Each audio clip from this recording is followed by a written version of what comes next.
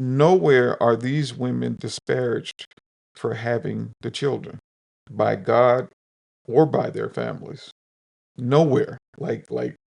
In the entire Old Testament, I believe. Yeah, I get what you're saying. And the reason Moyle's bringing this up is because we've talked about this a lot. She's setting me up. I am setting him up because somebody's on my side, but I'm just gonna be because I have struggled with this a lot. Sin is sin, right? The idea that that's talked about way back in Genesis is that a man shall leave his mother and father and be joined to his wife, not to wives. So I always thought that's what the Lord set up: one man, one woman, and we carry that and talk about that a lot today. That's the idea. When we first meet or come across the fact of having multiple wives is with Lamech, and Lamech is not of the line that God is going to use. Right? No. And he's got multiple wives. So to me, that was always like, this is an indication that you aren't right. You aren't of the line. You aren't aligned with God.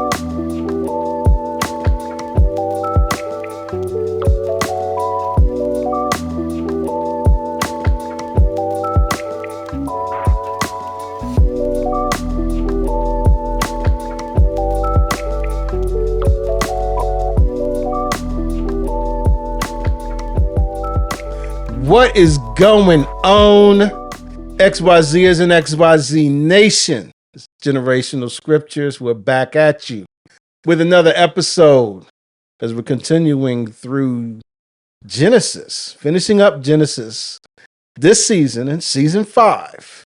And today we're looking at Genesis chapter 30, and the title is Fool Me Once. Make sense? Yep. Okay. Cool. So there is something that we're supposed to do, and that something is to introduce ourselves. So I am the latchkey one himself, the former X-Man, representing Gen X all up in the area. And at the far end, we have...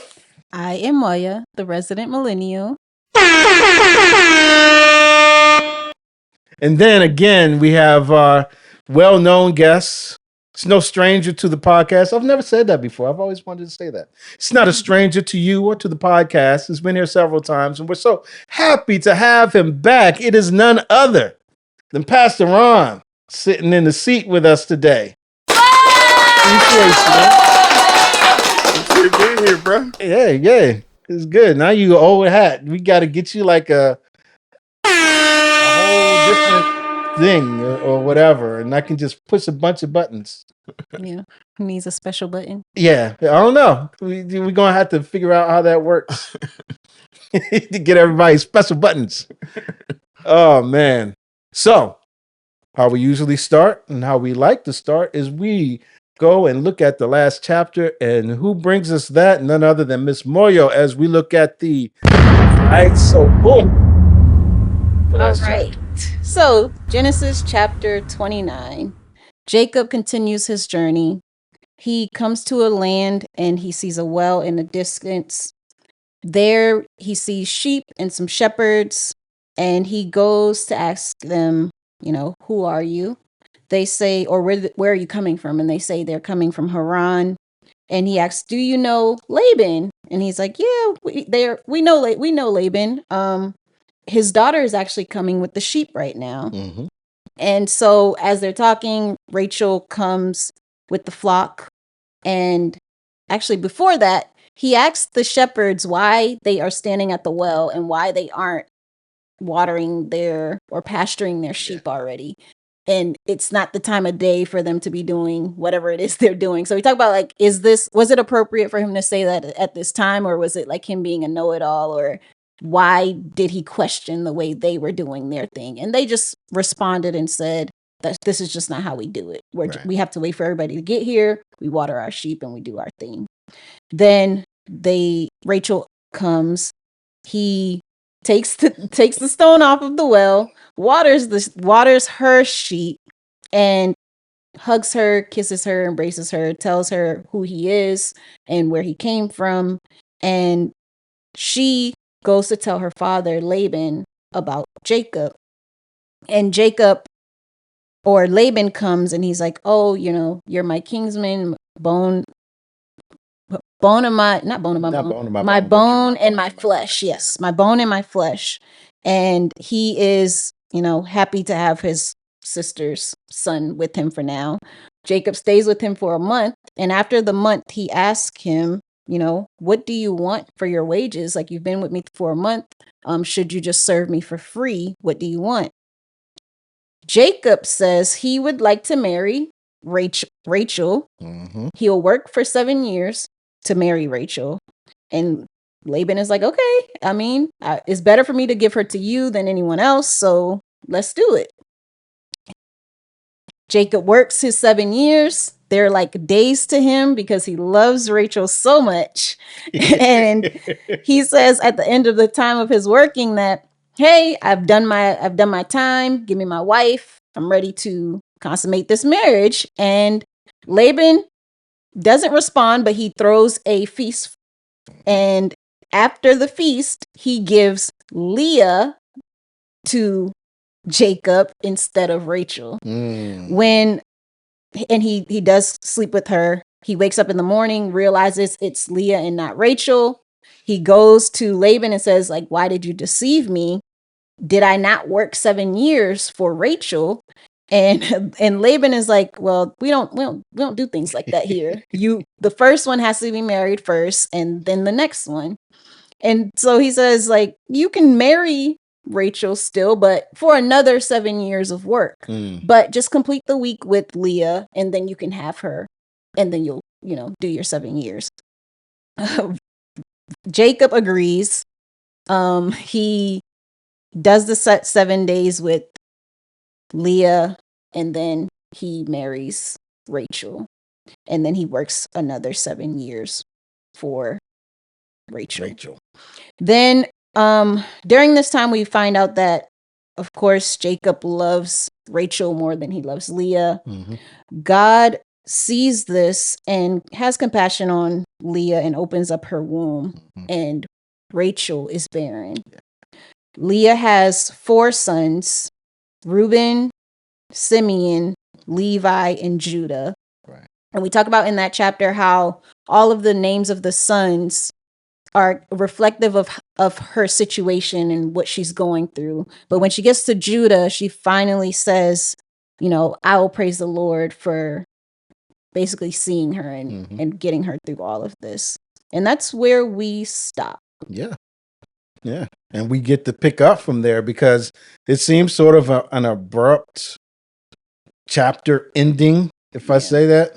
But that's when we have to remember that chapters are man-made items that we use to help organize the scriptures. So this is really a continuation. This is really a continuation of the whole Laban and Jacob story up until, I want to say, the end of chapter 31. Yeah, and one thing we actually didn't touch on when we went over it is the fact that it also ends with them saying that she ceased bearing. Yeah. At that point, after the 4. Yeah. Yeah. And the question when they see that is, for how long? For how long? Right. All right. Awesome. Thank you as usual. Hey, look at who reads first again. That's what I like to see. All right. So let's jump in. Genesis chapter 30, verses 1 through 8. And they read as follows. When Rachel saw that she bore Jacob no children, she envied her sister. She said to Jacob, give me children or I shall die. Jacob's anger was kindled against Rachel, and he said, am I in the place of God, who has withheld from you the fruit of the womb? Then she said, here is my servant Bilhah. Go into her so that she may give birth on my behalf, that even I may have children through her. So she gave him her servant Bilhah as a wife, and Jacob went into her. And Bilhah conceived and bore Jacob a son.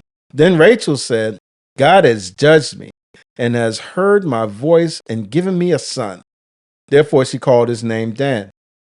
Rachel's servant Bilhah conceived again and bore Jacob a second son. Then Rachel said, with mighty wrestlings, I have wrestled with my sister and have prevailed. So she called his name Naphtali. So we see more children. We see Rachel, air quotes for all of you listening, fixing her situation, right? Yeah. This should remind us of what happened with Hagar and Sarah. Yeah. It brings back a lot of those memories. What type of connections do you see or parallels do you see there between those two? It's the desire to have kids, but being barren and then trying to solve that issue yourself. Yeah. And I guess the contrast, because we saw Rebecca being barren, but then Isaac prayed. There was no exchange of a, servant or anything. Right. So there's other options. Picture that. Yeah, there's other options. Yeah. What do you think about the fact that, Pastor Ron, about the fact that Rachel gets upset with Jacob because she's not having any kids? And then even as Moyo alluded to, his response and the way that he responded. That was crazy. There you go. Like, he gonna make her conceive. It's Right. like, really? He gave the right response. He's like, am I in the place of God? Yeah. So he acknowledges that children come from God. And I don't think she wanted to hear that per se. No, definitely not. But that's what happened. Yeah. 'Cause she was in her feels. And as we talked about before, it makes sense because in a lot of the things that we've seen when it comes to the blessings that are given out, particularly to women, it's that you may have, large families and that your, children will be prosperous and turn into large families of their own. So, Yeah. this is another case where it just doesn't seem like that's happening. That's what's going on. And I agree. Jacob's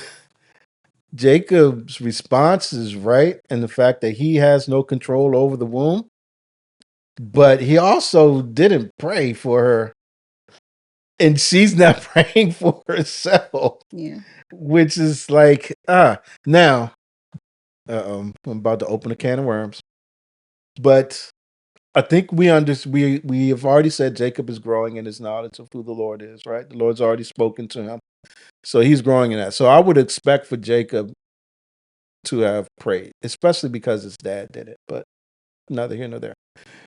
Do we think that Rachel should have that same mindset of going to the Lord for a situation?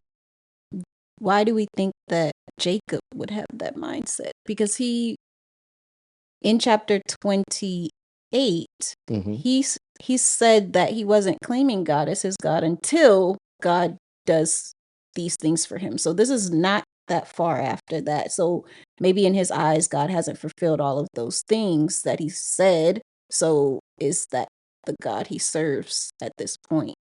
Yeah. Does he serve God? He knows that God is. Well, that could be the answer, that he's just not there yet. Yeah. Because we know he needs to grow. But I also know that the Lord has come to him and told him about things that are going to happen in his life. And this would seem like a prime opportunity to say, well, Lord, you said that I'd have a large family. Is, my wife going to be involved in this, Rachel?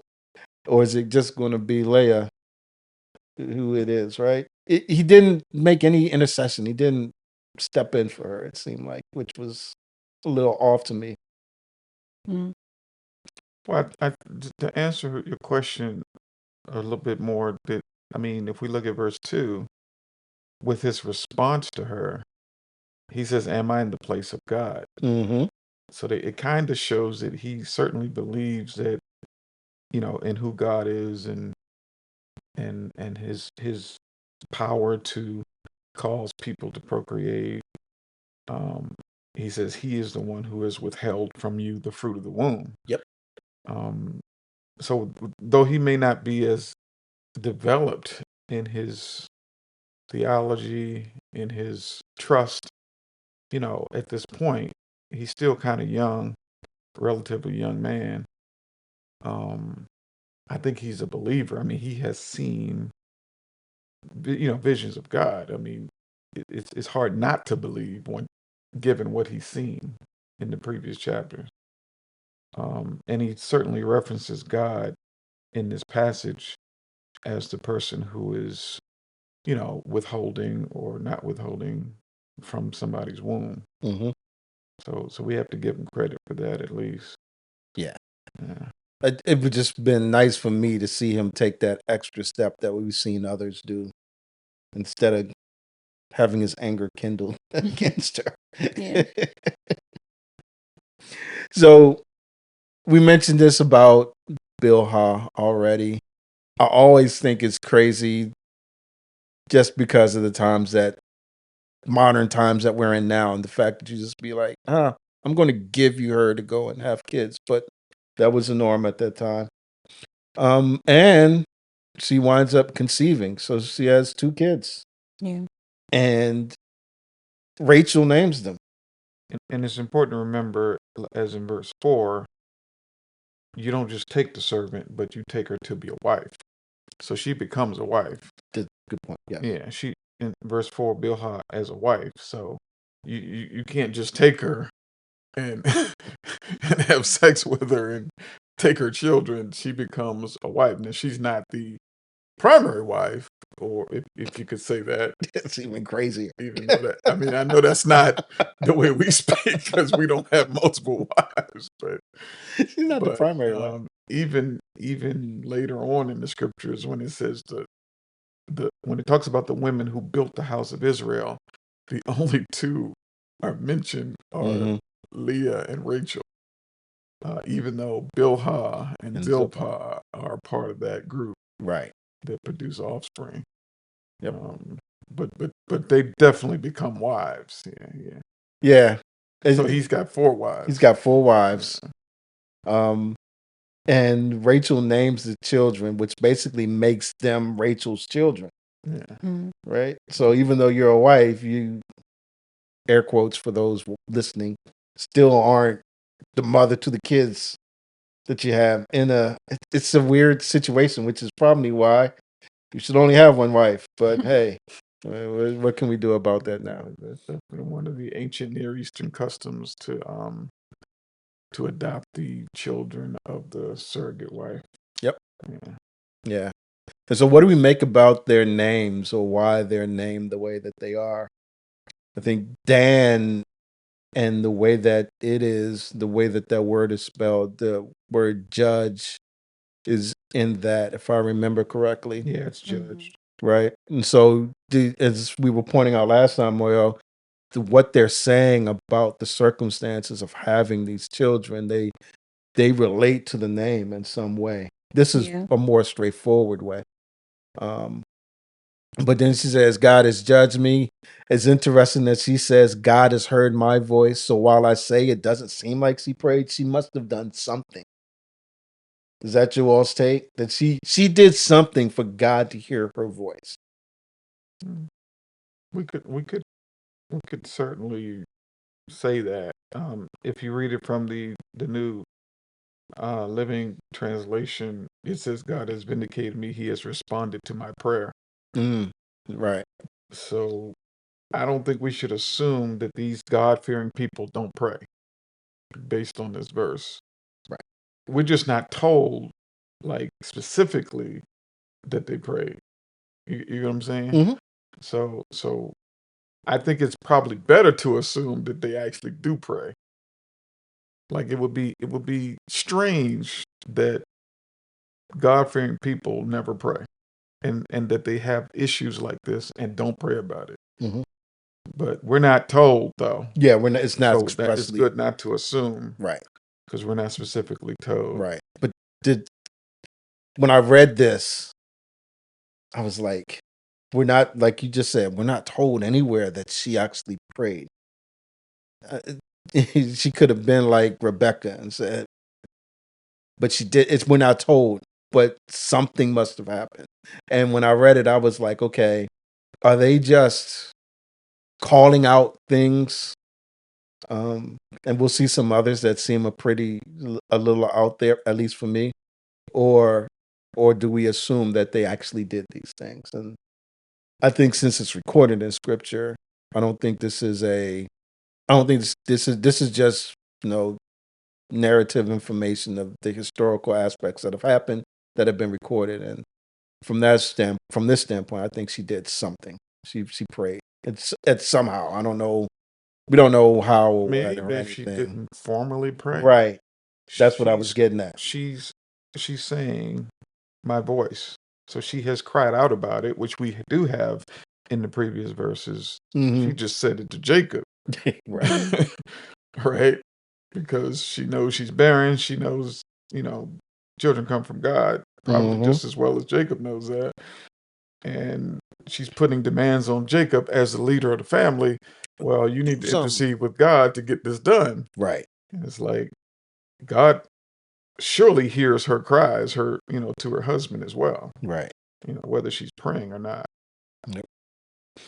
And then we've got the second child whose name is Naphtali. And again, I think this one is wild. With mighty wrestlings I have wrestled. I think Naphtali is associated with twisting or struggle. That the word, the letter group in there. And then it's a competition, right? We talked about this at the end of the last chapter, where they're going against each other, it seems like, and she's like, I'm catching up. Yeah. It's crazy. Yeah, I think that the whole idea of them praying and this is the result doesn't feel good to me, because if we're saying this is how God is answering their prayer through is it acceptable that she's giving her husband another wife, and then that's who's actually having these children, and that's how God is answering their prayer? Or is it just that, like, I think that's what I think, not necessarily what God is doing. Right. That's similar to the struggle I had when I first read. Like, are you just saying this to say it, or did you actually do something? Right. I think that's what you're getting at. Yeah. Right. Because if I pray, but then I go and sin and I get what I was asking for, did God answer my prayer through my sin? Is that what we're? But we're not. The text doesn't call what she did sin.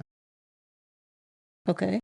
Okay, because he did marry her. Like if it's sin, then that means Rachel married him as a sin, because she's the second wife, Mm-hmm. right? So we have to look at the times and the culture in which this happens. Okay, he worked 7 years. He was tricked into getting the wrong wife, but she was legitimate. She was the first wife. So does that mean that Laban offering Jacob the second sister was a sin? It's a good question, because I asked the similar question with Sarah and Hagar. Is when Sarah took, or when Hagar was given to Abraham, was that okay? Because that son wasn't used as the promised son. So that's not what God wanted.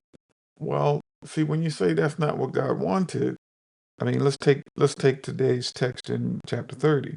Mm-hmm. God is the one who causes birth. Mm-hmm. So if God didn't want Ishmael to be born, he would not have been born. Neither would any of these children. So when you say what God wanted, we got to be careful, because just as Jacob says, I'm not in the place of God. I can't give you children. But God certainly is the one who does so. Now, when we use means that may not be normal to us, yeah, we have questions.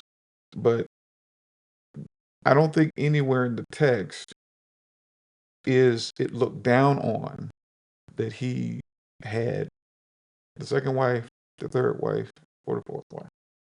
Or if you can find it in the text, well, let's find it. But so far, we certainly don't have any. There's nowhere that looks down on him taking another wife. So because it's culturally acceptable, it's okay for this. I think that if it wasn't acceptable, we probably would have a more direct indication that it wasn't in the text. And that's not how all of narrative works, because narrative just tells you what happened, right? Narrative just tells you this is what happened on that day or that time at this people, right? But nowhere are these women disparaged for having the children by God or by their families. Nowhere, in the entire Old Testament, I believe. Yeah, I get what you're saying. And the reason Moyle's bringing this up is because we've talked about this a lot. She's setting me up. I am setting him up because somebody's on my side, but I'm just gonna be because I have struggled with this a lot. Sin is sin, right?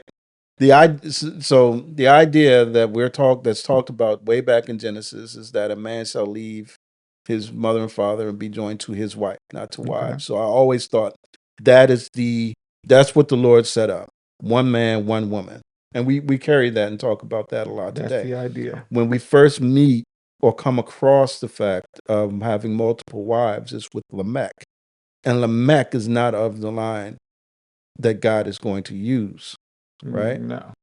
And he's got multiple wives. So to me, that was always like, this is an indication that you aren't right. You aren't of the line. You aren't aligned with God. And then I thought that as we move on, yes, these are ancient Near East things, but they aren't the right things for them to be doing. God is just, what does he say about divorce? He doesn't want divorce. He didn't like divorce, but he allowed you to have it, allowed it to occur, allowed them to offer a writ of divorce Okay. because of who you are. That's in the Not law. not because of what you're doing is right. So whenever I come across these, I'm looking at it as, yeah, it's wrong, but the Lord is working through their wrong to get accomplished what he wants to get accomplished. And I would agree with you to a large part, except there's a couple factors you have to keep in mind. Mhm. The law has not happened yet. Right. So when you talked about bill of divorcement, that doesn't exist yet in God's law, right? That doesn't happen till Exodus through Deuteronomy. Agreed. We're still in Genesis. Agreed. So remember, and I don't want to open up a long discussion about this, but we are dispensational, right? Open it up. No. We believe as dispensationalists that God worked with different people at different ways. times I in agree. different ways. I agree. Okay. So if that's true, God can certainly tell these people, don't do that. This is not right. He could certainly have done that, but he never does that anywhere in here. Okay. And then he blesses their and gives them offspring. So I know you could say, well, okay, he shouldn't have 4 wives. The ideal is Genesis chapter 1 and 2. Yes, I agree. It is. it is. And let me just jump in. But to me, it's not even the ideal. It is what the expectation is Right. for everyone who gets married. Exactly. One man, one woman. It is. So to step outside of that, you're not doing it the way God set forth. Right. It's not Okay. God's ideal. But even when we do step outside of that, and it's not God's ideal, Mhm. God has made promises to Jacob, Yeah, completely agree. right? To Abraham, Isaac, and Jacob. Yes. And he's going to fulfill those promises, even if Jacob is not acting ideally. Completely agree. Okay. Completely agree. Now we can debate whether or not it's right for him to have 4 wives. Right. But no, another time, we but- are 100% Yeah, agreement there. But God is certainly fulfilling his promises Yes. to make, offspring from Jacob. Yeah. Okay, And I think that's how I looked at it, that regardless, I mean, even going back, and we've had that discussion before too, is that the law in and of itself, in terms of what we get in Exodus, has not been given. No. But there are still a lot of things that the Lord has put in place. And we're going through Romans in church. where it's not a transgression, because a transgression assumes that there's something that's been codified that you're then breaking the threshold on. But these are things that are being done against God's ideal, what God wants and what he desires for people, for mankind. And so I always looked at it like, and again, I go back and revisit. I'm not scared of doing that. But I looked at it as God has put some things in place. And whether it is Tamar, who we find out in chapter 38, who basically makes herself like a prostitute to capture Judah and to point him out. That example, or even if we go back to the Hagar and Sarah situation where Sarah's trying to make this line that God has called out, and God's like, no, it's not happening that way. So you're overstepping, and I'm doing it the way I want to do it. It's like, and Joseph even, where could God have saved Israel and made Joseph the vice regent in Egypt, apart from him being enslaved, being falsely accused, being forgotten in jail? Yeah, he could have done that a whole different way, but none of those things line up with what God expects for his people to do. And so, yeah, he's carrying his things out because he said he would do it. And so I agree. That's exactly how I've been looking at it. And Are you satisfied at all with this? I'm okay. Okay. I'm fine. I gotta watch more. But the thing was, I think the reason it was brought up previously was the whole Tamar and Judah, and how it was like Chris was like, this is this and this is that, and I'm like, but there was no clear law, and she was given a promise that was not being fulfilled, right? Judah said, you can have my youngest son when he comes of age. That did not happen, and she took things into her own hands. And then, like, you were like chastising her, and I'm like, what else do you want her to do? What's not chastising her though? So my whole point is that she went about to find some recompense, some peace, to get what she rightfully deserved in a way that I think goes against what the Lord said we should be doing. And that's what's happening here, though. I agree. Right? So Rachel is giving her servant, but God is still allowing this servant to bear children for her. But I think it's just as Pastor Ron said, the Lord can work through agents that are not doing right to get accomplished what he wants to get accomplished. But he didn't say necessarily that they're not doing right. So, because that's what you said, if they having multiple wives is not necessarily bad, because if they aren't called out as bad in this particular passage, in this time period. It's not ideal. Yeah, which is fine. None of it is ideal. That's not ideal. And God can use non-idyllic situations, I would agree with that, to accomplish his will. Right. That's what I would say. You also said it's not sin, because I said, is this sin? I asked the question, is it sin? No, I asked, is it sin? Right. We will run the tape back and play it back. Sin that he had Rachel. Is it sin that he had all four of them? That was the original thought, right? Answer one at a He's time. trying to, right. Okay. Is it sin that he married Rachel? I don't think so. Okay. Why? Struggle. Because of the time. Okay. Because of their customs? Yes. Okay.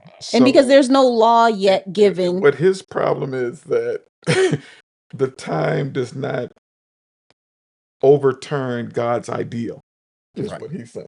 Right. That's where I get caught up.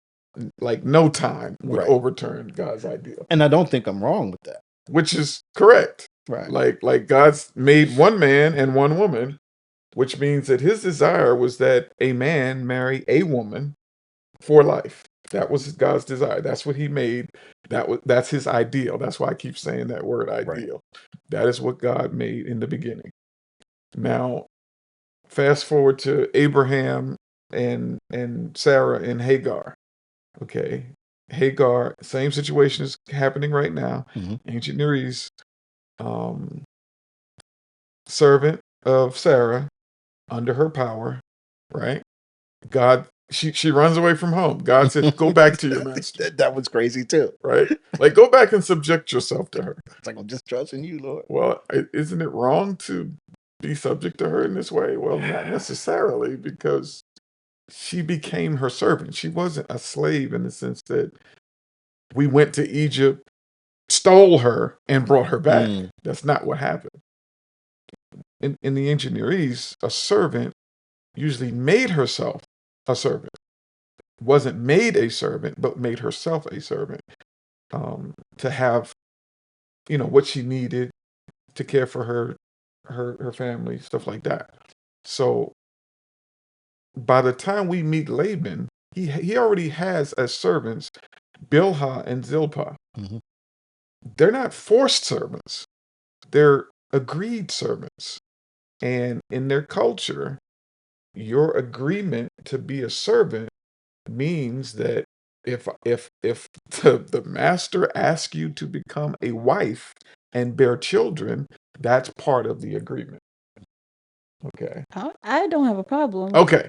So I'm just saying you have to be careful when we say that it was sin for him to have Rachel, Bilhah, or Zilpah. Okay. But we also have to be careful to say that it was the right thing or the wrong thing. Right. We're not saying that was God's ideal at all. We're not saying that, because ideally, Jacob would marry either Leah or Rachel and have as many children as God wants him to have. Right? That would be ideal. Mhm. But that's not what happened, because they didn't all act ideally. Yeah. Yeah. Laban didn't. Certainly didn't, because he deceived him. If he hadn't deceived him, he would have married the girl he meant to marry. But he was deceived.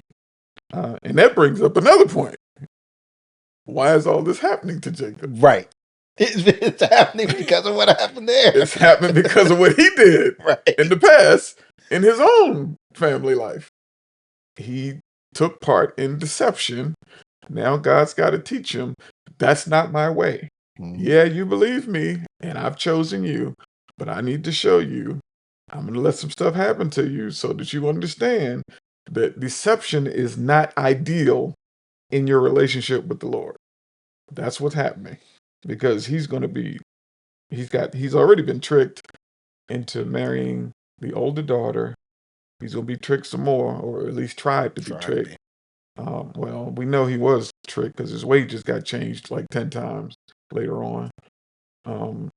So he's going through deceptions himself because of his past. And God's teaching him that if you're going to walk with me, you have to walk with me in integrity. You have to walk with me in honor. You have to be honest to walk with God. Right. Properly. We good? Yep. Started an in-house fight, and I didn't start. now you sit over there and like the chest I just like grinning I didn't away, say anything. rocking back and forth. I'm just Right. messing with you. But I think that moving forward, well, I guess our next season isn't going to still be an Old Testament, but just for those that are listening, to things to think about. Yeah. I mean, that's why I think I've said it on this podcast several times, that as I'm going through, I'm having to, even here, I'm having to go back and rethink about some of the thoughts that I had theologically about some things. And it's not the big things. It's not, is Jesus the Son of God? Is Jesus saved, right? Mhm. It's not that did God create, the universe and everything in it. It's not those things. It's more the nuanced things, like, okay, what does it mean that God is telling Abraham he's blessed? Is he telling him something different each time, or is it a continuation? What does it mean if this is God blessing and it's one-sided? God is doing the activity, but he still says to Abraham, you must be upright before me. Right? What does that look like? And those are the types of things I think these discussions like this help us to work through. And as you work through them, you may grow a little bit and change how you view some of these things. And I think I've said that here a couple of times, that as I've been going through it, I've grown in this area, or I'm looking at this area a little differently now. And stuff like, was Abimelech righteous? Yeah. Well, I'm still working through that one. That I'm still working through that one. Don't think I haven't been thinking about it. Because I was thinking about that earlier this week. But yeah, including that, right? How do you and again, I think I said it when we were last time you were on, Ron, is that I know that Melchizedek is out there. I know there are people who are of God who we don't really hear about. But how do I mete that out?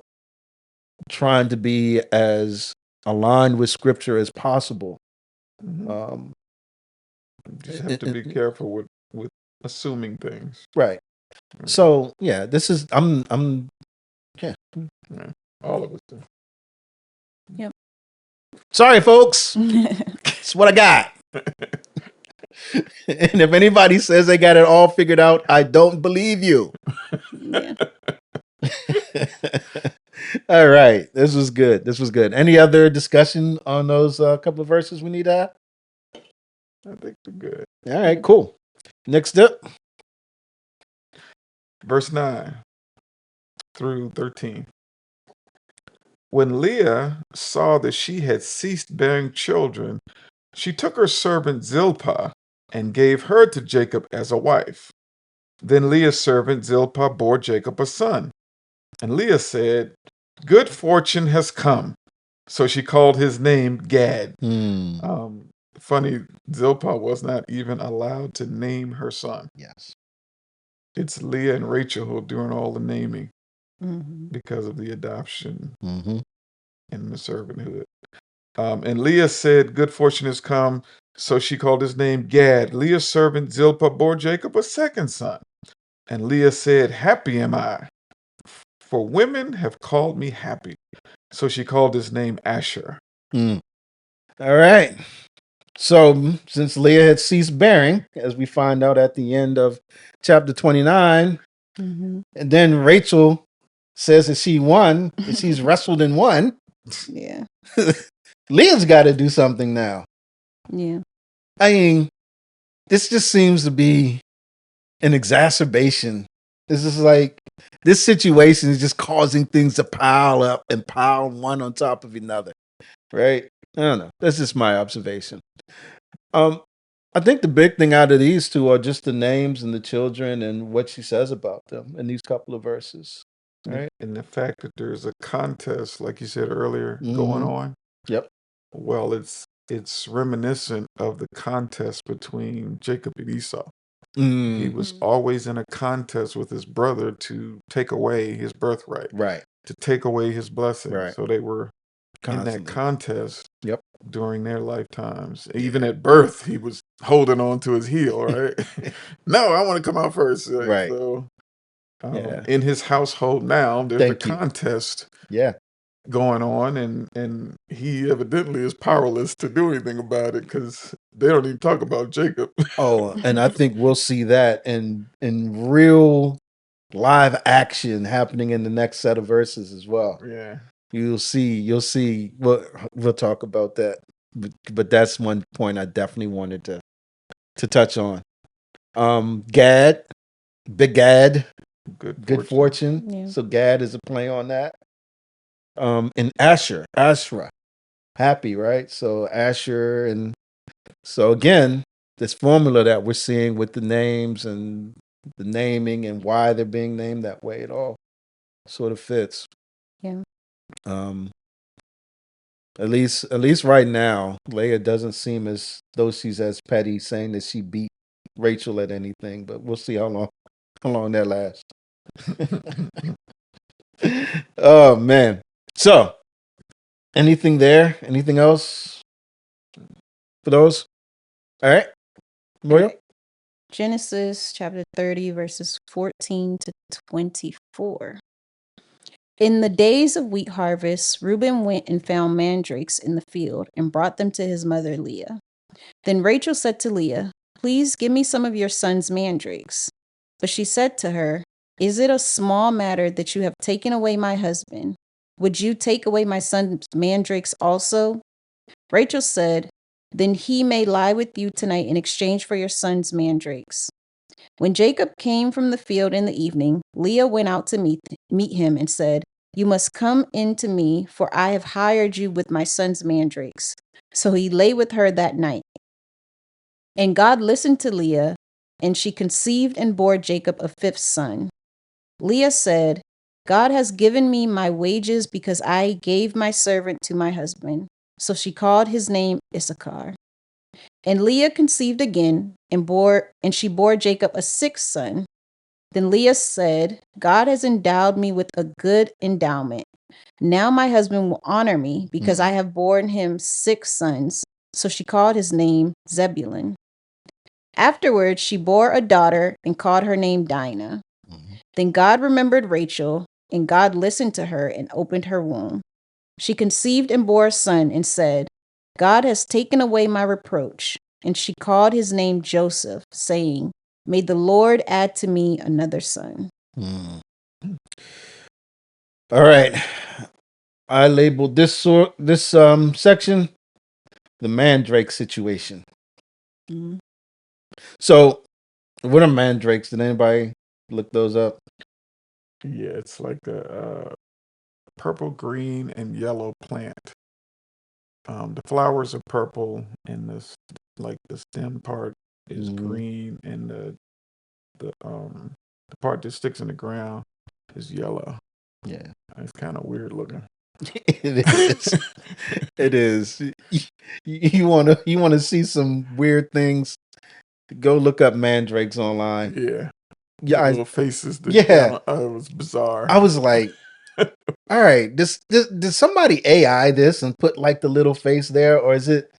So we have some pictures. We'll put some pictures up. Yeah, it was on a bunch of them too. I did not pick the ones with faces because I just didn't believe them.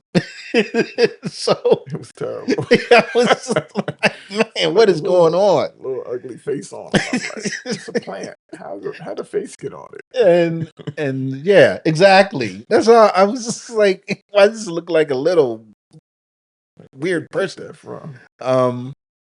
So we'll like I said, we'll put that up. But these mandrakes and they were thought to have special powers, right? Yeah, fertility, aphrodisiac. Yep. I think I read that the Greek called it the love apple. So in addition to the leaves, sometimes I read that they could bear fruit. Yeah. And like they have little fruit hanging off of them. So, yellow fruit. The Greek had said they called that the love apple. I was like, okay. Mm-hmm. So, did you look up anything on the mandrakes that you wanted to share, Maria? No, pretty much what you all said. Okay. Yeah. All right. So now we understand what the mandrakes are, why they're playing so prominently in this set of verses. Yeah. I mean, so I guess we see that if they believe the mandrakes have these special powers, Rachel's still seeking to have her own children. Right. So that was interesting after she said, I wrestled and I won, but you're still fighting. Like it's not over yet. Ding, ding, ding, ding, ding. Right. Yeah. And then this is after Leah's had 2 additional. Yeah. So it's like anything I thought I gained, I got to catch up. So it's still the competition that's happening and going on. And it's just breeding, like I said, stuff just keeps piling up, breeding more and more things. Yeah. But again, we can't forget that ultimately, just as we said earlier, it's the Lord who's working all this stuff out. And there's a reason why, these things are happening. Yeah. What about Rachel and Leah's conversation? They're haggling. Did everybody read that and just feel sorry for Jacob? Yeah, thank you. I was the same way. Sorry for Jacob. Yes, I felt sorry for Jacob. I feel sorry for Leah because she still doesn't feel love. Like even with all the children, all the sons, all of what we would consider blessing. No, they are. She's like, yeah, but you took my man. But also, was it ever your husband? Exactly. He didn't want you to begin with. So I get you married him, but then it feels like I don't know. Maybe she I don't know. I just can't. The statement just feels weird because he never wanted to marry you. So you can't say you took my husband. No, you took my husband. Actually, Right. Well, we'd have to blame Laban, really. Thank you. That's he's the Laban culprit. is the one who told her to go in there, Mm-hmm. who made sure it was too dark to see, basically, Right. and fooled him. Yeah. But she's blaming her sister, not her dad. Right. I'm just saying we have to blame Laban. Well, I don't know that she's blaming her sister at this point. Because they're in competition, they are married to the same person. And so Well, Rachel is. Rachel and Leah are married to the same person. Yeah, Rachel's blaming Leah. I thought Leah. I mean, Leah's Leah's blaming Rachel. Yeah. Right. So Leah is like, I want time. I mean, I don't think that's a blamable thing. But Is it and a I don't small think matter that you have taken away my husband? So it's like I don't think that's a blame thing. I think that's I want you. You're hogging him again. Well, I think she's thinking of I'm the real wife because I married him first. that's what I think. I think that's where she's coming from. You've taken away my Okay. husband by I can see that. being a consideration, which he Yeah. shouldn't be because he's already married to me. The problem is that Jacob was not trying to marry Leah. I don't know. You can't win. I don't know how this is just. He weird.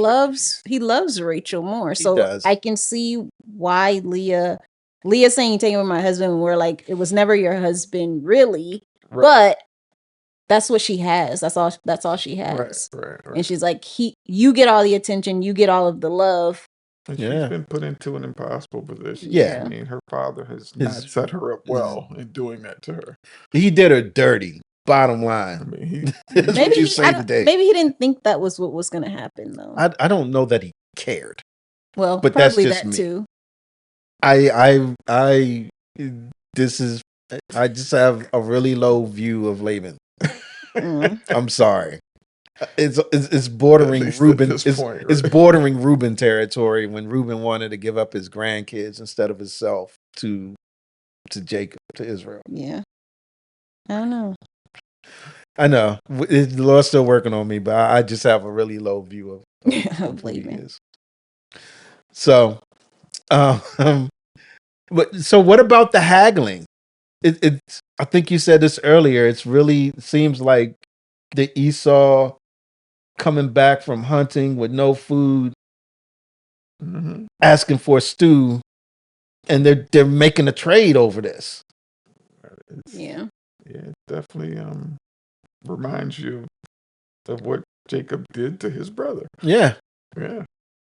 It's again something that you shouldn't even be able to bargain with. Like, you shouldn't be able to bargain with your birthright, and you also shouldn't be able to bargain with who the husband gets to sleep with. Like, he doesn't get a choice. This is crazy. They didn't ask him anything. Yeah, and that too. We make this deal, and you're not even party to it, except that you're going to confirm it. You're going to do it, but we're making the deal. The two wives are making the deal. I mean, they basically traded him for mandrakes. Yeah. Yeah. And he had no say. Yeah. None whatsoever. But I don't see him complaining in any of this. No. Like, he doesn't say, it's not. no, I'm not going over there tonight. He never see that, right? But they are all his wives. So, I mean, and wives, they are due their duties. Yeah. And another thing that this just hit me, and I don't know whether it amounts to anything or not, but it's not like he's not, going to see Leah often. She's got 4 kids by him. Kids, yeah. Right? So it's just wild. It's crazy. It's just wild. So because of these mandrakes, Leah's son Reuben finds them. Rachel wants them, I think, because of the mystical powers they provide, right? Thinking that she will somehow. I don't know whether she gave all of them or a portion, but she makes this trade. Now, Leah has 2 more kids. Mm-hmm. I mean, can you One that imagine? very night. I got the man, right? I got the mandrakes. I got the power, and here she goes off, and she has 2 more kids. Yeah. So it was 4-2. Now it's 8-2. And it's It interesting. Was it 4-2 or 6-2? It was 4. It was 4. She had 4. Reuben, Her right? servant had 2. Rachel's servant had 2. Both first. servants, I thought. Yeah. Rachel's servant, yeah, both of them did, but Rachel's, I said 4-2 because 4 at the beginning for Leah. 2 servant, 2 that Bilhah had for Rachel. Then 2 that Zilpah had for Leah, and now 2 more. So Yeah. it's 4, 2 for Rachel, right? And then 2 more from Leah's servant, and now 2 more for Leah herself after she had ceased to give birth to kids. Yeah. It's almost like God has a sense of humor. Like, you think these mandrakes really going to do something for you? Watch this. Right. Without the mandrake. you don't get, if she doesn't have any mandrakes, it's like, yeah, the superstitions, they don't mean anything. Because we already talked about, it's God who opens and closes wombs. Yeah.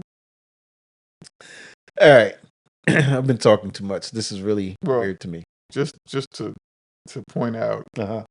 Leah may still have had some mandrakes. Okay. In 14, it says, please give me some of your mandrakes. Okay. Yeah. Yeah, I wouldn't be mad at that. So, what about the children and the names and all of that for Leah? She has Issachar. And I think that's funny because I think that's related to being hired or to wages. Wages. Yeah. Which is, I mean, when your son grows up and asks why you name me Issachar, you're going to say, God has given me my wages. It's like, wow. I was thinking the opposite because I hired your husband for some. I hired your father for some mandrakes. It's like, whoa! I don't know if I want to tell my son that. But my definition I saw was reward, so it was reward for Issachar. Yeah, like wages, reward, probably. Yeah, so it doesn't sound as bad when you say reward. But then there's a reason. God has granted me a reward because I gave my servant to my husband as a wife. Is that crazy? Don't say all that. Just say reward. Reward for what, mommy?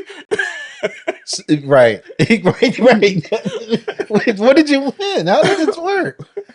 But so, and this, all right. So this takes me back to what we were talking about earlier. When I first read this, I was like, God did this, and you're saying He did this because of the servant thing.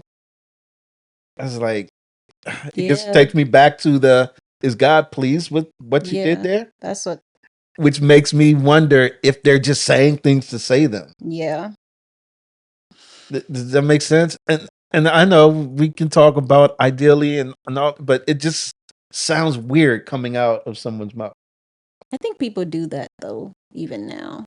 Like you attribute things to God that may not necessarily be, but yeah, I think people still do that. Oh yeah. Anytime someone comes up to you and I have a prophecy from the Lord over your life or something like that, I think more times than not, if even at all, they're trying to attribute something to God that they're just making up. And then they may believe it though. Yeah. They may believe that it's truly from God. And I think that they truly believe that these outcomes are from God. And if they have to, because they believe and they know that God is the one who gives children.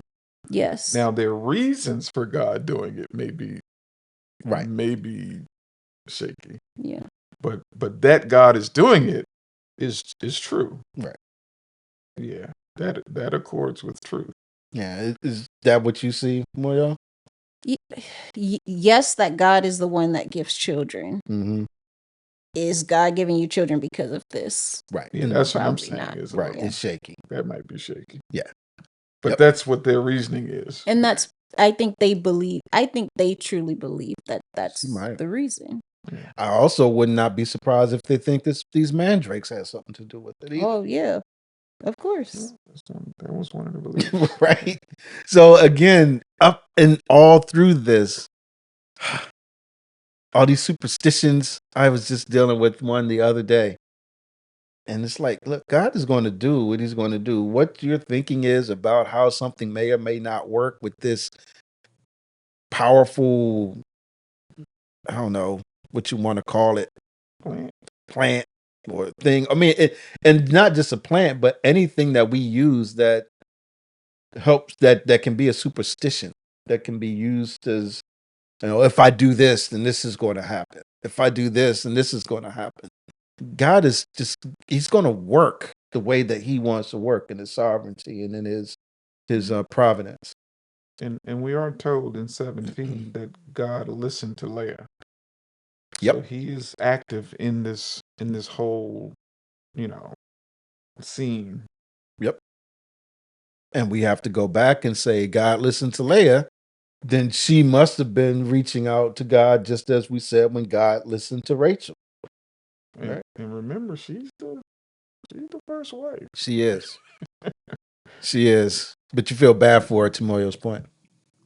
Because she was not loved. Right. Yeah. Right. Yeah. All right. Jacob returned. He's told he was hired, air quotes, from Mandrakes. And he went. So the names, I don't think we touched. We touched on Issachar and then on Zebulun as well, which he says God endowed with a good endowment. And I think there's some discussion on endow being a play on Zebulun's name, as well as honor. Yeah, honor, right. I think it's the Honor is definitely closer because it's got the letter set more in line. And then we meet the only daughter mentioned in the set of births for Jacob. We meet Dinah. Yeah. Do we think she's the only daughter, period, or just the only one mentioned because she's relevant later? It's always hard to tell. I don't think she's the only daughter. I think that she has a purpose. You think she's the only daughter? She's the only one I ever mentioned. I wouldn't be mad at that. Yeah, it's hard to say that there's more than one, given the rest of their history. Yeah, I wouldn't be mad. She would have been any other daughter of Jacob would have been mentioned for sure, because the sons become the 12 patriarchs, the 12 tribes. And it's also interesting that she is not given any reason as to her name or anything. She is just mentioned as being daughter, being from born of Leah. And that becomes important later. All right. So we get through Leah, and now it's Rachel's turn again. God remembered Rachel. Did God forget her? Feels like it, huh? I'm sure it feels like it to her. Well, we've seen that term remembered come up several times before. God remembered Noah when they were on the ark. And God remembered Joseph. right. And so it's not that he forgot, it's that he wants to carry out, something for them. What I read, and I can probably just read it, says from the K.A. Matthews, a New American Commentary. It says, remembered often is found in the circumstance of the deliverance based on God's prior covenant commitments, as in Israel's exodus and occupation of Canaan. It describes the Lord's response to the requests of his people, as when he delivers Lot from the destruction of Sodom and Gomorrah, and on account of Abraham's mediation, and when he hearkens to barren Rachel, who gives birth to Joseph. In 30:22, divine remembrance was the appeal of Moses' intervention on behalf of apostate Israel, and it was reason for God's return to contrite people. Remember speaks of the future as well as the past and present, for the psalmist declares that for the sake of covenant, the Lord will bring about a future blessing on his people. Psalm 115:12. So it's really talking to the fact that God has a covenant with his people, and that he's just going to act on it. It's not that he didn't remember them or didn't see them or doesn't know what situation they're in. It's just that I'm going to act on the covenant that I made with them now. And then who's born? Joseph. That's right. I'll put it up here. Go check out our first ever season to see how far we've come. Yeah. But we go through Joseph, chapter 37 through 50. That was a long season too. Yeah. That's good.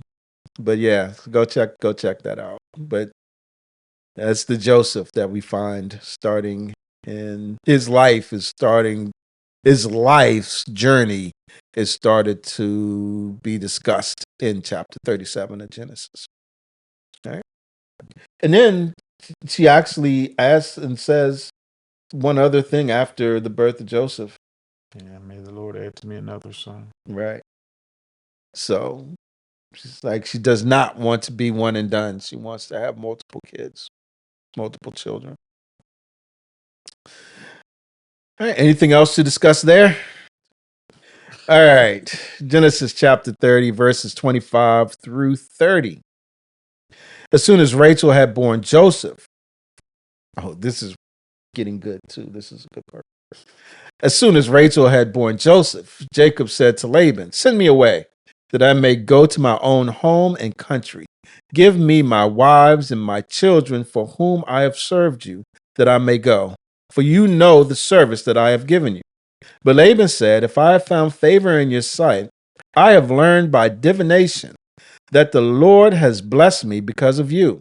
Name your wages, and I will give it." Jacob said to him, You yourself know how I have served you, and how your livestock has fared with me. For you had little before I came, and it has increased abundantly, and the Lord has blessed you wherever I turned. But now, when shall I provide for my own household also? What do we think about the exchange, the dialogue of Jacob and Laban? I wasn't sure in verse 27 and 28 if Laban was trying to be nice or not. Like he's saying, if I found favor in your sight, I have learned by divination that the Lord has blessed me because of you. Mm-hmm. Name your wages and I will give it. Does he mean that? You don't gotta ask me. You know how I feel about Laban.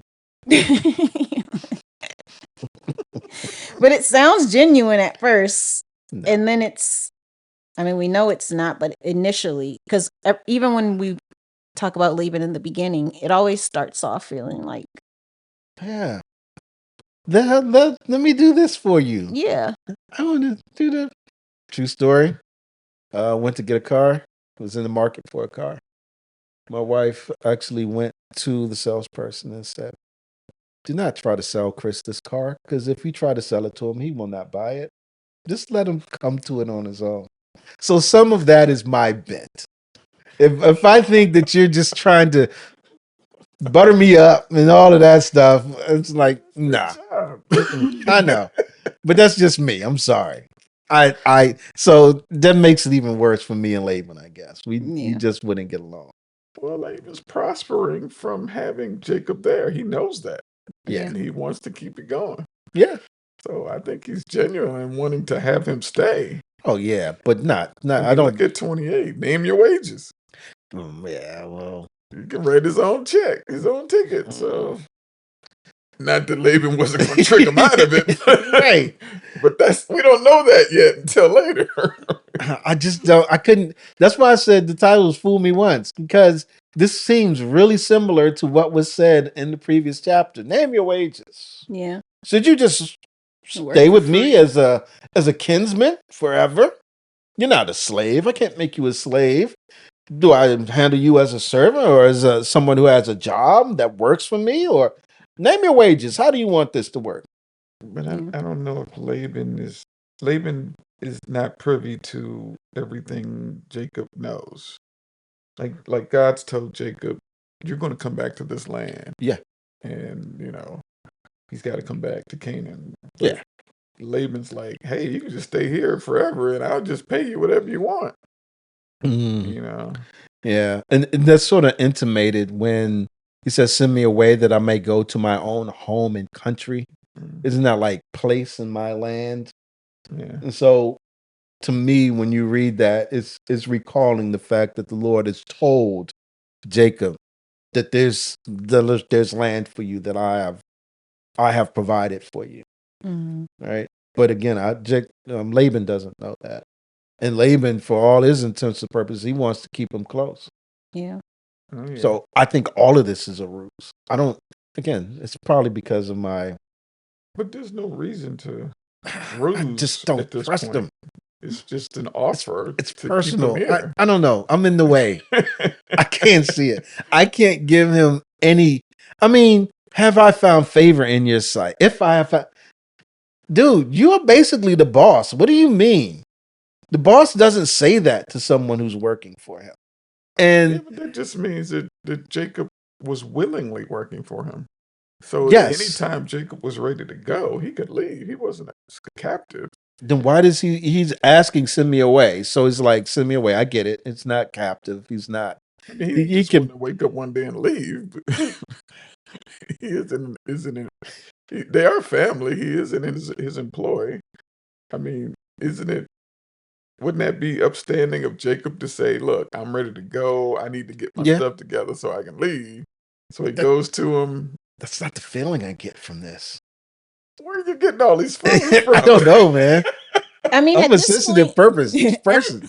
at this point, he's worked his 14 years, and Yeah, he got we what don't he know how needed. much more time after the 14 years, but he's worked a long time, and he's ready to go. So I think it makes sense for him to say, "Hey, we're ready to go." Yeah, And Laban is like, "Or you could stay, and I just pay you." right. Because the working before was for the daughters. Yep. And he's got 14 years under his belt for that. And Yeah. But Laban's been growing.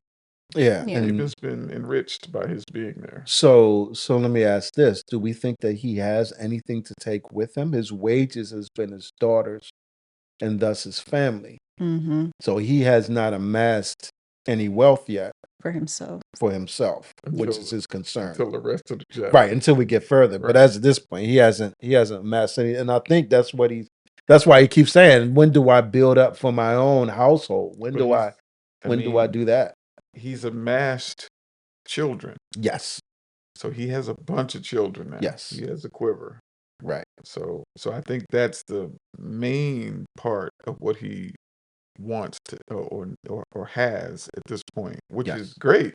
Which is But he wants to go and build something for them. yeah. You Yeah. know. He needs to. That's his desire.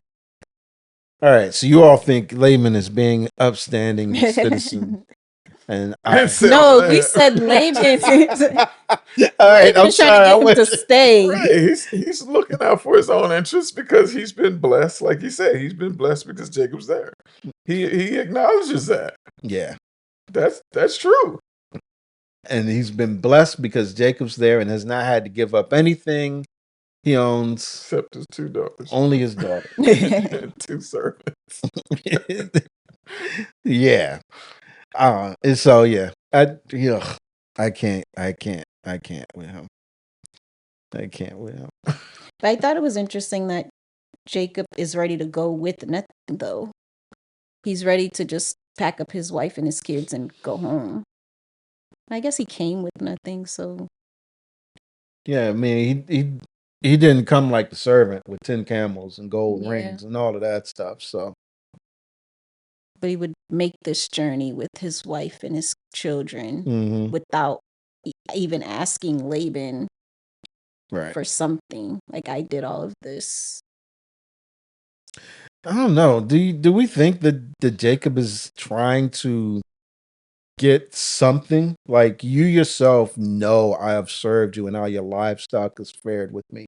Do we think that that Jacob is like trying to say, provide me something? I've done so well for you over these years. Or is he can be No. out and be fine? Based on 31, we can't say that. Well, even just based off of him asking, when will I start providing for myself? He's saying, I think he's acknowledging that none of this is mine. Like, I helped Right. you build, and now I need time to go Okay. build on my own. Yeah, I get Right. that. But I would have been asking for some stuff. Yeah. What's next? 31. Yep. 31, 36. Okay. He said, "What shall I give you?" Jacob said, "You shall not give me anything. If you will do this for me, I will again pasture your flock and keep it.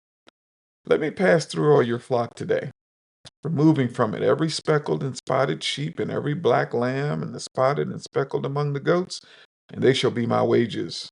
So my honesty will answer for me later, when you come to look into my wages with you. Every one that is not speckled and spotted among the goats and black among the lambs, if found with me, shall be counted stolen." Mm. Laban said, "Good, let it be as you have said." But that day Laban removed the male goats that were striped and spotted, and all the female goats that were speckled and spotted, every one that had white on it, and every lamb that was black, and put them in charge of his sons. And he set a distance of 3 days' journey between himself and Jacob pastured the rest of Laban's flock. So, He thinks quick. Laban is a little tricky. Told you. Laban's a little tricky. Laban's like, I asked him what he wanted. He told me what he wanted, but I'm still gonna trick him. Mm-hmm. I'm gonna trick him with his own words, evidently. So he removes those speckled and spotted and black out of his flocks and gives them to his sons, so that Jacob won't find any when he goes through the flock, and he won't have any wages. Exactly. And will have to evidently stay longer so he can get some. Right. But what he didn't realize, and well, next part we'll go to that next, is that God is on Jacob's side. Exactly. Exactly. Jacob's and a very cunning guy himself. He didn't know who he was messing with. Trying to trick the trickster. I mean, he already got him once. Yeah. That's why I'm like, fool me once, shame on me. No, get me again now. Fool me once, shame on you. Fool me twice, shame on me. That's crazy. Yep. And this is family, right? Yeah, I know. I know. It's like, let me keep him here a little longer. I mean, he tried to do that with the servant. Right, Mario? He's like, to keep him there longer, yeah. If he'd have stayed for them 7 days, who knows? He probably would have had him stay until he gave all the stuff he had.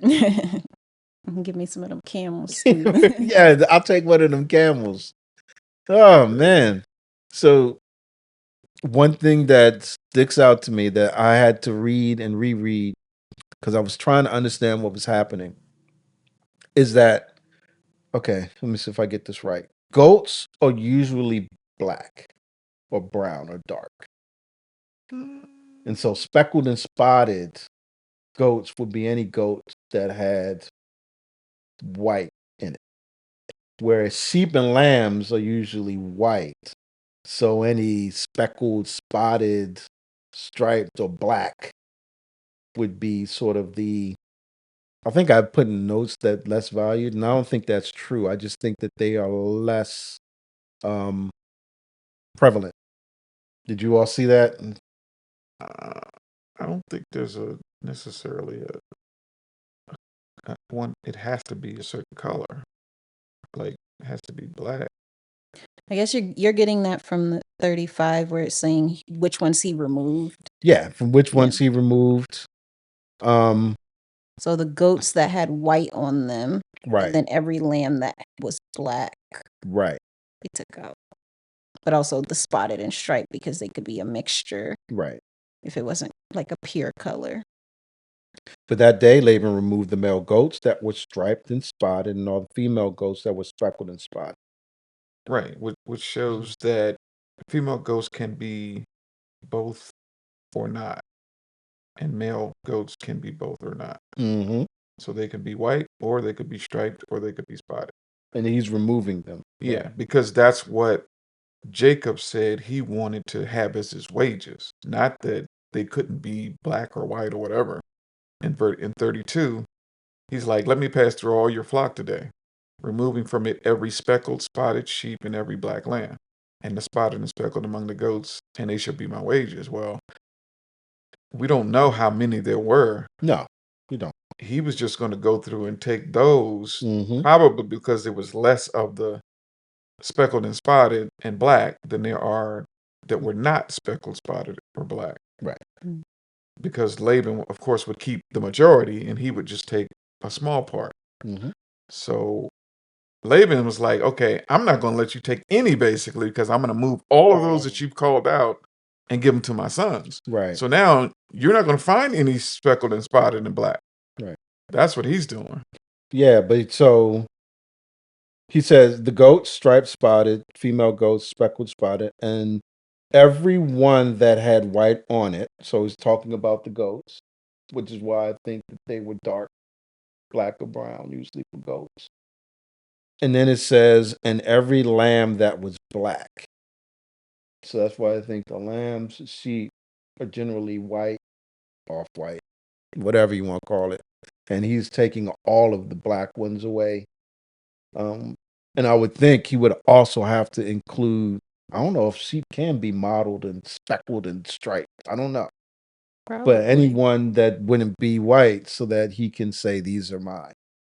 And he's trying to set the deck. Yeah, he's taking away what Jacob says he was going to take for his wages. Yep.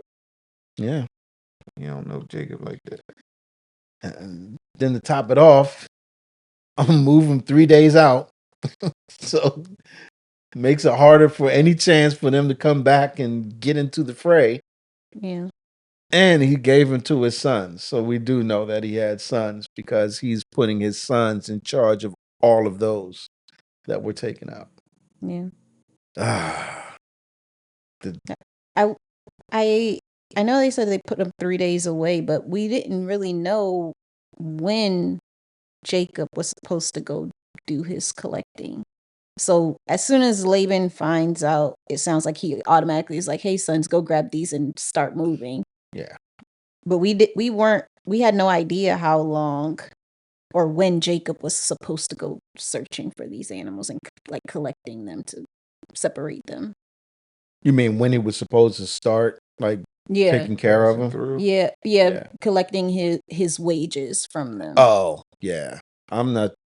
There wasn't a time frame given as to Yeah, when. it wasn't. So they had enough Some time. time would have had to pass, though. Yeah, they had enough time to get all of them and travel 3 3 days away. Yeah. I don't think this was a 3-day thing. You about to say something? Well, 32 says Jacob proposed to do it that day. Evidently, he wasn't allowed to do it that day.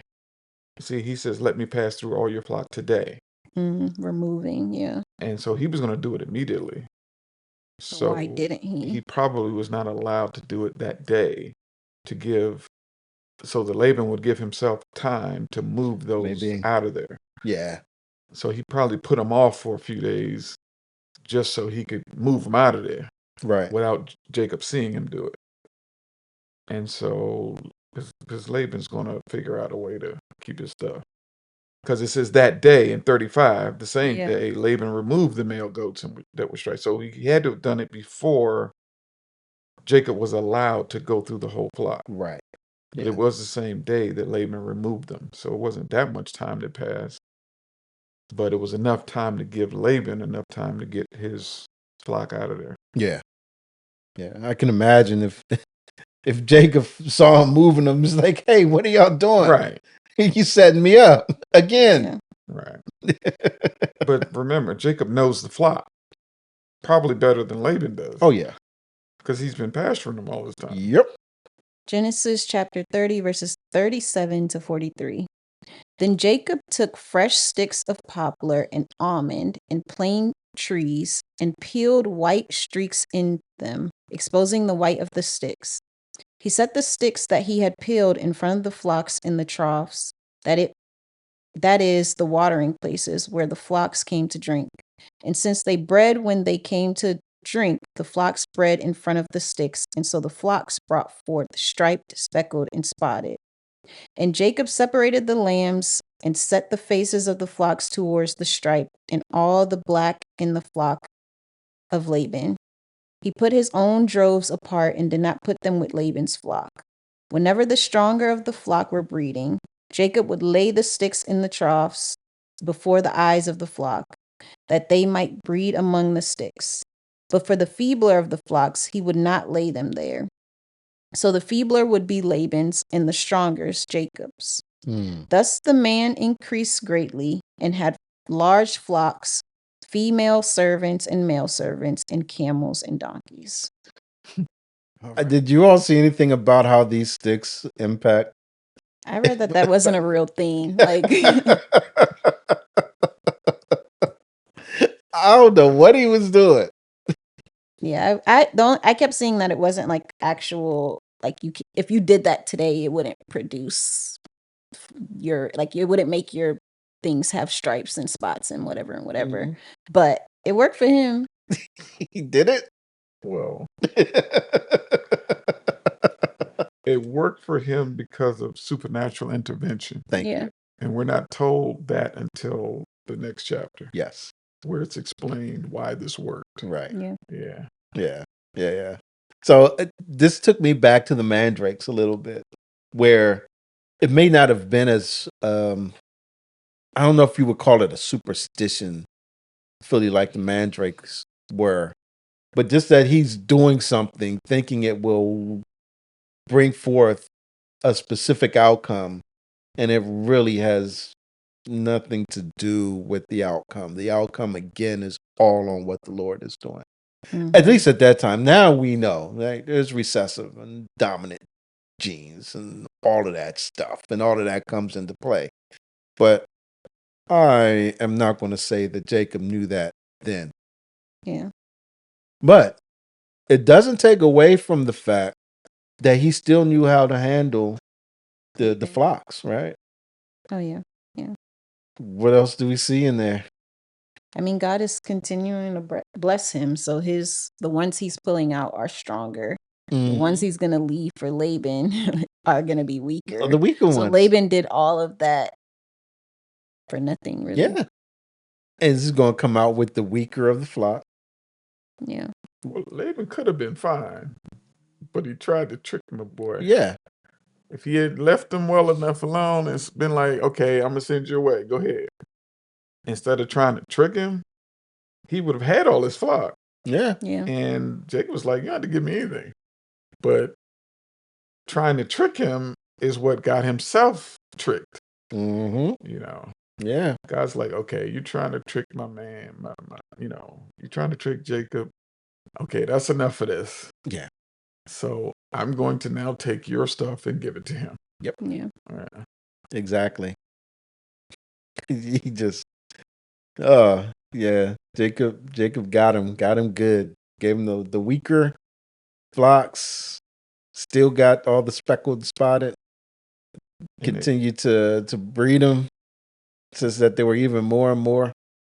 I mean, such that when we get to verse 43, he already has the start of the nation, right? The family Mm-hmm. with the 11 11, children. with the 12 children, right? Including Dinah, Yeah. right? And now he's got the well. Yeah. Yeah. And he was only talking about taking, goats and Yeah. sheep. And now he's got servants and yeah. female and male servants, camels and donkeys too. I mean, and like, large flocks. Yeah. So it's like he's on the come up. He should have left him alone when he said he wanted to leave. And I think part of that was part of his issue, because he set those folks 3 days apart. His sons didn't have any idea what was happening. Laban obviously didn't have any idea what was. Hey, why these sheep over here look all lethargic in their mind, but your sheep are over there bleating and batting, and they all look healthy and spry, and there's something wrong with this picture. Yeah. But he's not paying attention. It's almost like he left him off and was like, he's going to do what he do, and I'm going to be blessed. Yeah.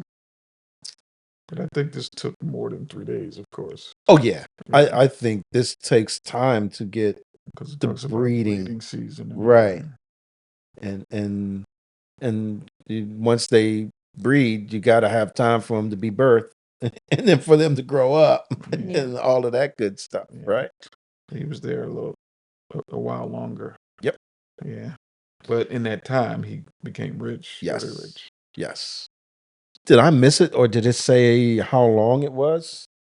I don't think we're told exactly how long until later. Okay. You just increased greatly. I think it ends up being 20 years. Yeah, I wanted to see if there was any relation to that and the turnaround that Isaac had when he planted and got like a really big yield in a year, when it usually takes longer than that. Mm. So, all right. Ooh, we're almost through the Laban Jacob controversy. Yeah. Anything else Nope. that we need to touch on? All right, folks. Jacob's got to go through some stuff. There's still some more stuff you got to go through. Still some more stuff you got to go through. And you all stay tuned, because we're going to get to all that stuff he's got to go through. But before we do that, what we like to do here is just talk about Jesus, right? And talk about and provide an invitation for all of you who are listening or watching. I mean, and the good thing about Genesis is that we can always go back to basically the same point and talk about the Lord in Genesis chapter 3, verse 15, talking about that seed that is going to crush the head of the serpent. And then for the rest of Genesis, it is the creation of that people that God is going to ultimately bring that seed through. Then once we get to Exodus, it's God fashioning and letting those people know what is required of them as his chosen people, who will ultimately bring forth the seed that will crush the serpent's head. That seed is none other than Jesus. That one who we look to, that we hope for, that we know will ultimately bring the end to the power of death, is Jesus. And so that's what we want. That's why we're doing this. That's why we talk about this, because we see what God's doing. We see who he is. We see how he's working through, as we talked about earlier, people who are not being ideal in the way that they behave towards him. But he's still bringing Jesus through that. And in Jesus, we have our hope. In Jesus, we have eternal life. In Jesus, death is defeated. So our prayer is that you would believe in him. What do you need to believe? You need to believe that he died for your sins according to the scripture, that he was buried, and that he was raised from the dead according to the scriptures. The Son of God in power. I think that's what it says in Romans, right, Pastor? Amen. So this is the one who takes away the sins of the world, as it's talked about in John by John the Baptist. Behold, the Lamb of God who takes away the sins of the world. Can address my sins, can address your sins, addresses all the sins in the world. What do we need to do is believe. So our prayer is that you would believe in what we said, that he died, was buried, and was raised. If you do, hey, you are part of the family. You are a joint heir. You are a son or a daughter of the Lord through Christ. And the next thing to do is to become part of a church, Bible believing, Bible teaching church. If you have any issues finding that, just let us know. We have some tools that we can reach out to. But our prayer is that you would make that decision for him. If you have, we'd love to hear from you. If you have any questions, drop us a DM or any of that good stuff. We'll definitely get back to you. All right. So with that said, it's time to close up. And we out of here, people. Deuces. Bye.